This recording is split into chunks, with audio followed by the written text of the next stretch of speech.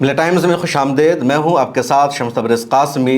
Waste Bengal के बाद आसाम के मुसलमानों ने भी गाय की कुर्बानी को लेकर एक बड़ा फैसला कर दिया है, जिसकी वजह से वहां के हिंदू अब सरकार के ख़िलाफ़ गुस्से का, नाराज़गी का इजहार कर रहे हैं। दिल्ली से खबर सामने आई है, जहां बीजेपी के एक एमएलए ने एक मदरसा को तोड़ने का दावा किया है। सच्चाई क्या है, आगे जानेंगे। कॉकरोच जनता पार्टी ने अब बीजेपी के इल्ज़ाम का जवाब दिया है, क्योंकि इल्ज़ाम लगाया गया था पाकिस्तान से फंड लेने का, पाकिस्तान का समर्थन हासिल करने का। कुछ और ख़बरें हैं, इन सब को इस वीडियो में तफसील से जानेंगे। उससे पहले मेरी आपसे गुजारिश है, मिला टाइम्स की मेंबरशिप ले लीजिए, सब्सक्रिप्शन ले लीजिए। मिला टाइम्स सिर्फ यूट्यूब चैनल का नाम नहीं है, बल्कि मिला टाइम्स की वेबसाइट है, मिला टाइम्स का सोशल मीडिया अकाउंट है, मिला टाइम्स की पूरी टीम है।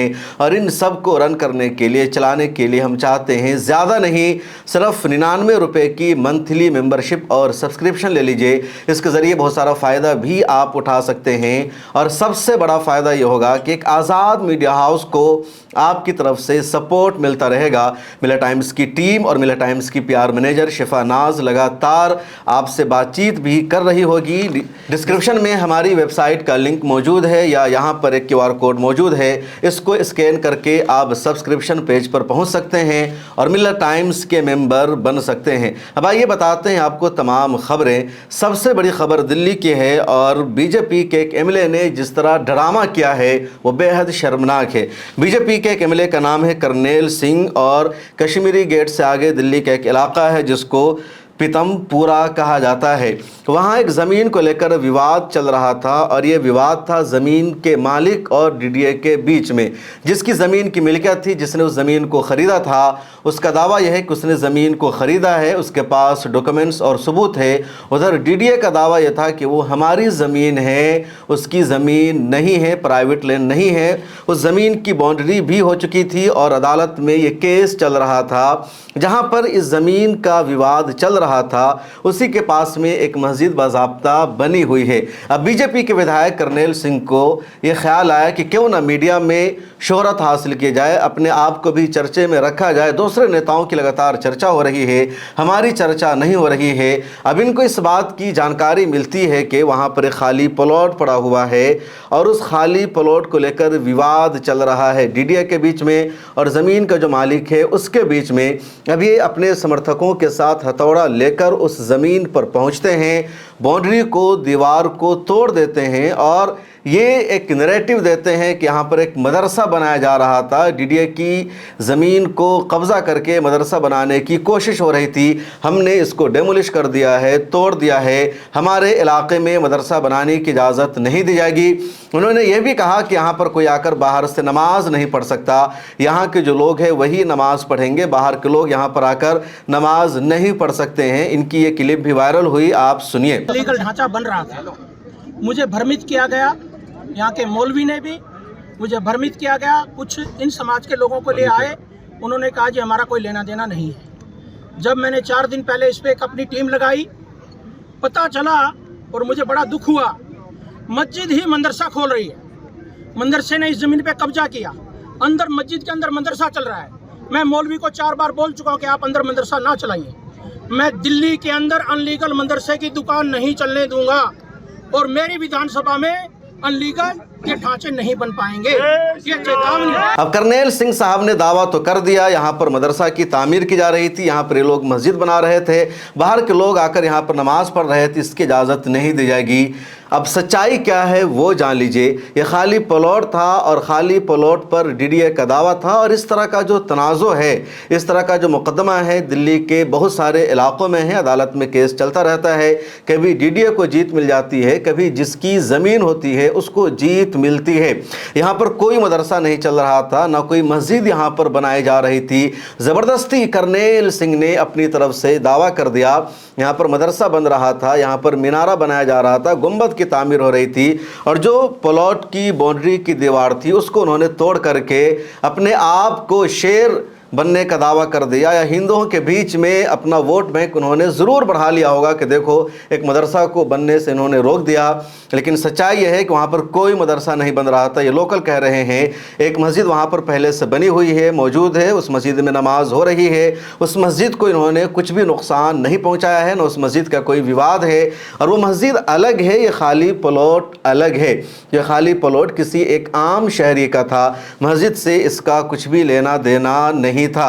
लेकिन बीजेपी के नेताओं की आदत है फ्री में अपने आप को दबंग साबित करना या लोगों को बेवकूफ़ बनाना, और इस तरह ये लोग बेवकूफ़ बनाते हैं और अफसोस उन पर है जो बेवकूफ़ बनते रहते हैं। दूसरी खबर आसाम से आई है। आसाम का जो सरहदी इलाका है, अरुणाचल प्रदेश से जो सरहद मिली हुई है असम के सोनीतपुर की, वहाँ 2 मुस्लिम नौजवानों की मॉब लिंचिंग कर दी गई है। भीड़ ने इतना मारा कि 2 मुस्लिम नौजवानों की जान चली गई है। खबर यह है, द ऑब्जर्वर पोस्ट ने भी इस स्टोरी को शाया किया है कि 2 मुस्लिम नौजवान गाय लेकर जा रहे थे। अब इल्ज़ाम लगाया गया कि दोनों गाय चोरी करके ले जा रहे थे।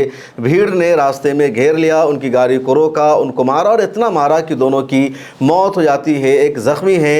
अभी तक असम पुलिस ने इस मामले में किसी को गिरफ्तार नहीं किया है। मिरर टाइम्स की उर्दू वेबसाइट पर और मिरर टाइम्स का जो उर्दू फेसबुक पेज है वहाँ भी इस खबर को तफसील से शाया किया गया है, आप जाकर देख सकते हैं। असम से एक और ख़बर है, और ख़बर यह है कि असम का जो मुस्लिम मेजॉरिटी इलाका है जिसको लोअर आसाम कहा जाता है, यानी धुबरी, बारपेटा, ग्वालपारा, इन इलाकों में जो मुसलमानों की ऑर्गेनाइजेशन है या यहाँ की जो ईदगाह कमेटियाँ हैं, इन्होंने ऐलान किया है कि अब हमें आसाम में भी गाय की कुर्बानी नहीं करनी है, गाय को ज़बह नहीं करना है। आसाम नॉर्थ ईस्ट इंडिया का सबसे बड़ा स्टेट माना जाता है, और जिस तरह नॉर्थ ईस्ट के दूसरे स्टेट्स में गाय ज़बह होती है कानूनी तरीक़े से, उसी तरह असम में भी गाय कानूनी तरीक़े से ज़बह होती रही है।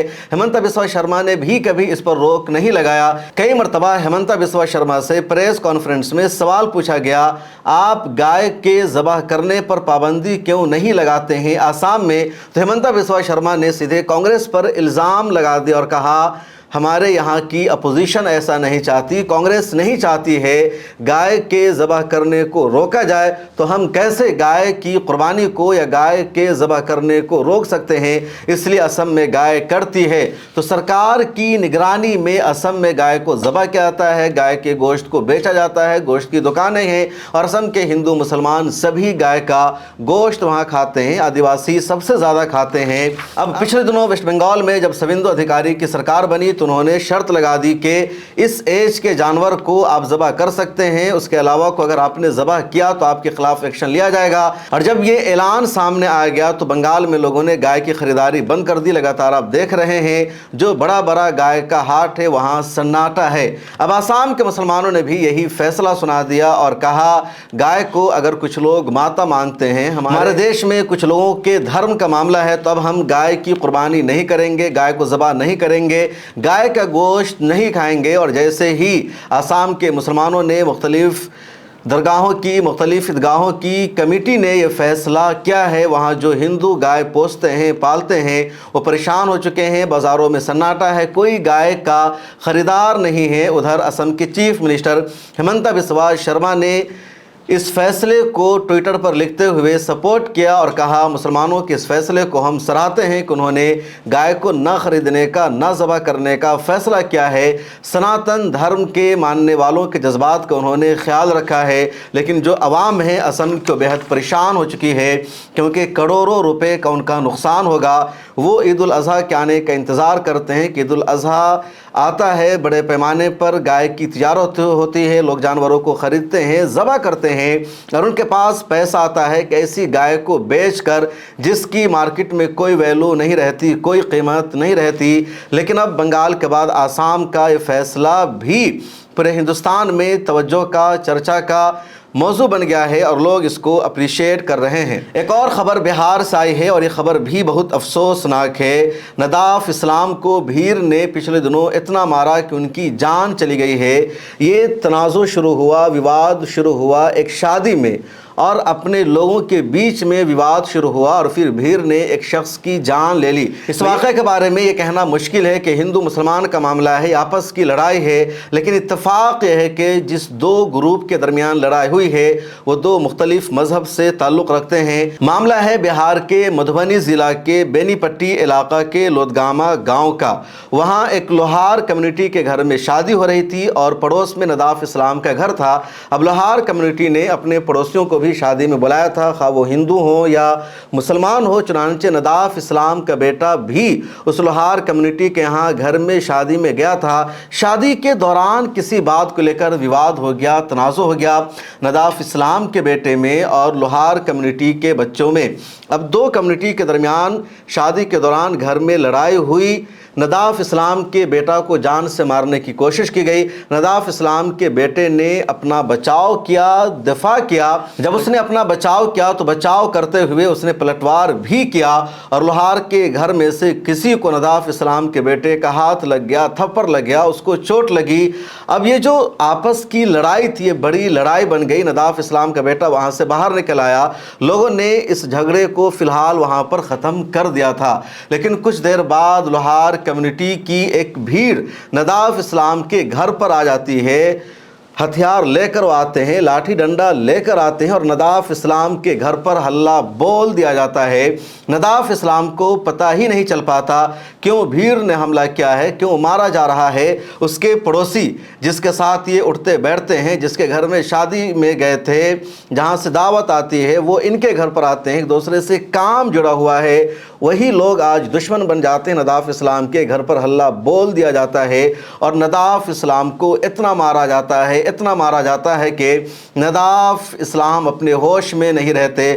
فوری طور پر ان کو ہسپتال میں ایڈمٹ کیا جاتا ہے اور 21 مئی کو نداف اسلام کی موت ہو جاتی ہے۔ 12 مئی کا یہ واقعہ ہے اور پچھلے 11 دنوں کے دوران نداف اسلام کے بیٹوں نے لگاتار پولیس اسٹیشن کا چکر کاٹا، پولیس سے FIR درج کرنے کی مانگ کی، لیکن پولیس نے اس پورے معاملہ کو سیریس نہیں لیا۔ پولیس نے FIR درج کرنے سے انکار کر دیا۔ 21 مئی کو نداف اسلام کی جب موت ہو گئی ہے اس کے بعد پولیس نے FIR درج کی ہے اور فی الحال اس پورے معاملے میں ایک کو گرفتار کیا گیا ہے، بلکہ کہا جا رہا ہے حراست میں لیا گیا ہے، ڈیٹین کیا گیا ہے، پوچھ تاچھ جاری ہے۔ بقیہ ملزموں کو، مجرموں کو، قاتلوں کو نہ تو گرفتار کیا گیا ہے، نہ ہی ان کے خلاف کوئی ایکشن لیا گیا ہے۔ بہار کی پولیس پر سوال اٹھ رہا ہے کہ جب تک نداف اسلام زندہ تھا وہ گواہی دے سکتا تھا، وہ نام بتا سکتا تھا کس کس نے مارا ہے، لیکن پولیس نے ایکشن نہیں لیا، پولیس نے سیریس نہیں لیا اور اب جب موت ہو چکی ہے تب آ کر پولیس کو ہوش آیا ہے۔ اور بہار پولیس جو کرائم کو کنٹرول کرنے کے حوالے سے جانی جاتی ہے، وہ بہار پولیس اپنے ہی راجے کو، اپنے ہی صوبے کو جنگل راج میں تبدیل کر رہی ہے اور قاتلوں کے خلاف ایکشن نہیں لے رہی ہے۔ آخر کیوں؟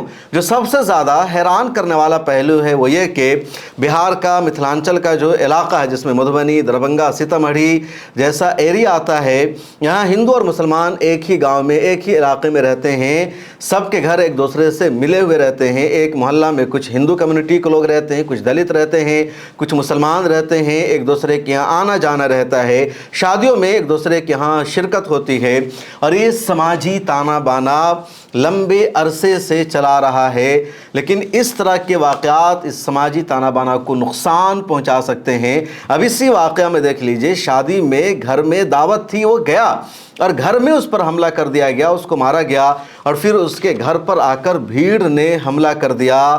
یہ سماج میں دوریاں پیدا کرنے والا واقعہ ہے اور اس کو کنٹرول کرنا ہوگا۔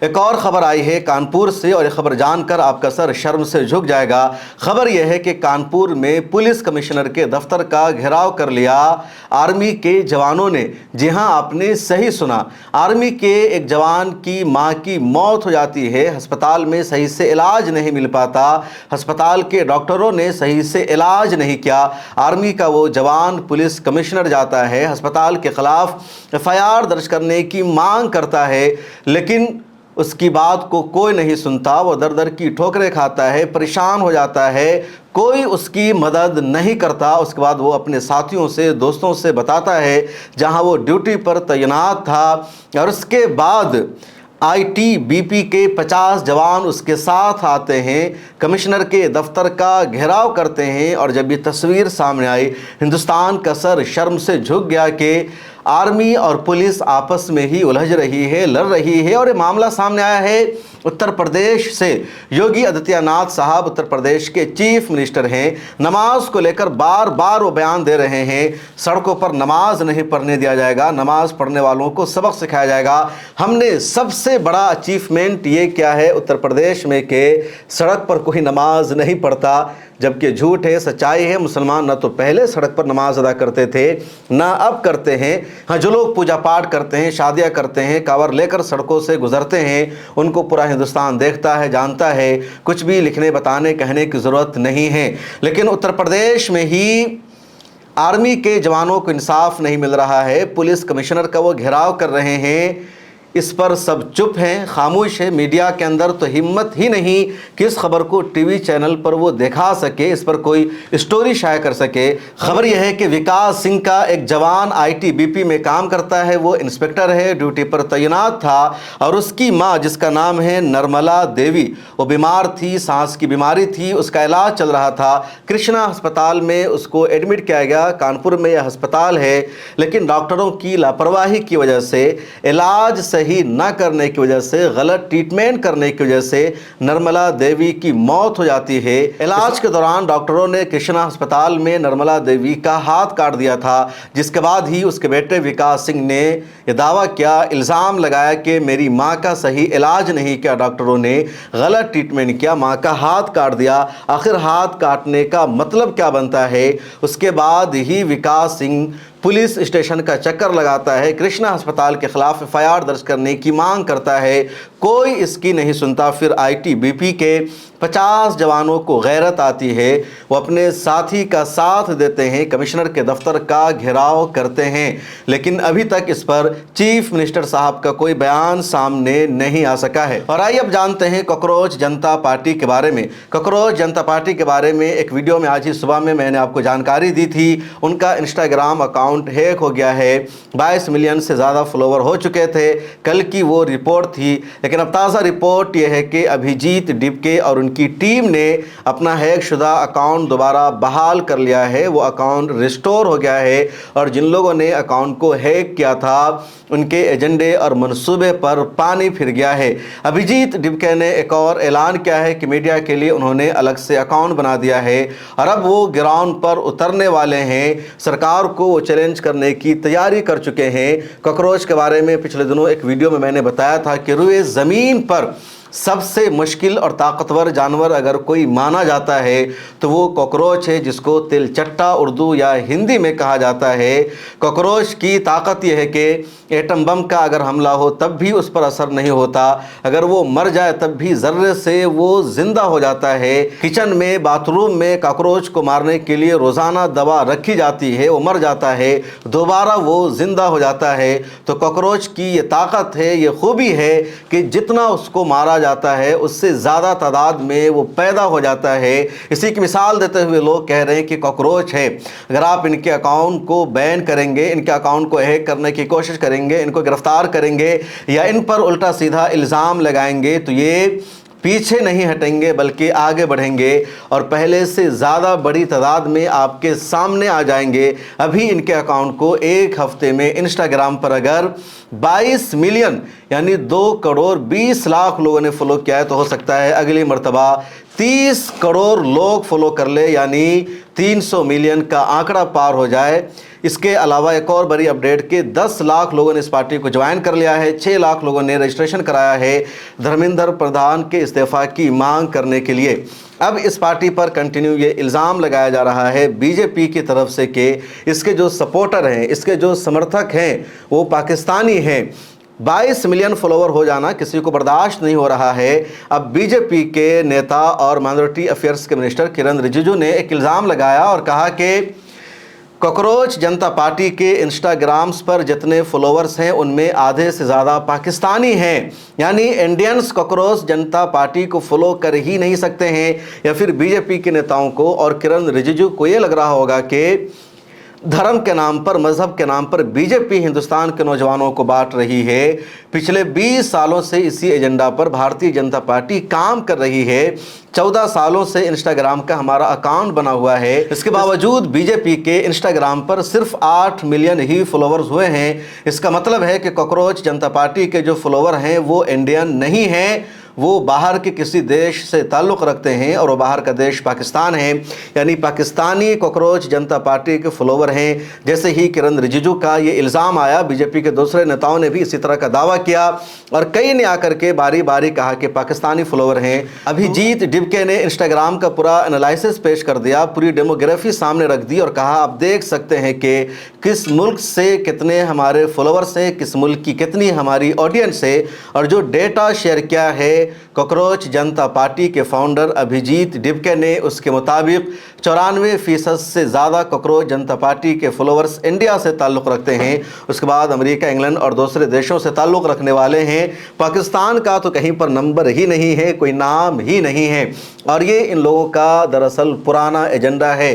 जब भी कोई नौजवान सवाल पूछता है, कोई इनके ख़िलाफ़ आवाज़ बुलंद करता है, कोई इनकी सियासत को एक्सपोज करता है, तो सीधे सीधे ये लोग उनका रिश्ता पाकिस्तान से जोड़ देते हैं, उनको फॉरेन एजेंट बता देते हैं, देशद्रोह बता देते हैं। और इस मामले में भी यही हो रहा है।